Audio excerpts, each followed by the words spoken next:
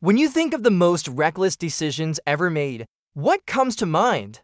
Maybe it's the time you decided to binge watch all 9 seasons of Game of Thrones in one sitting, or perhaps it's the time your friend convinced you to go skinny dipping in the ocean in December. Well, whatever your most regrettable moments may be, they're probably not as disastrous as the most fateful decision ever made by Guy, the last king of Jerusalem.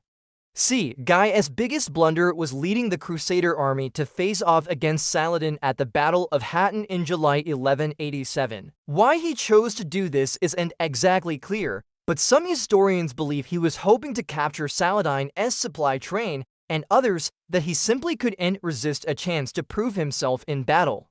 Whatever his motivation, the result was a disaster of epic proportions.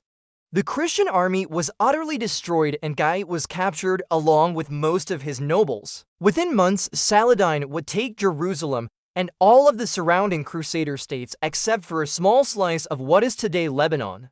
And Guy would spend the next year languishing in a Damascus prison until he was finally released in June 1188. Upon his release, he set about trying to reclaim his authority, but his fellow nobles had grown tired of his leadership and refused to bend the knee. In fact, when Guy arrived at the port city of Tyre, the local ruler, Conrad of Montferrat, wouldn't even let him in. Despite being technically subordinate to the king of Jerusalem, Conrad had emerged as a rival leader during the previous campaign and was eager to secure his independence. So he ordered Guy to get lost, which he did, ending his royal career in disgrace. To learn more ways Guy messed up, stay tuned for more information.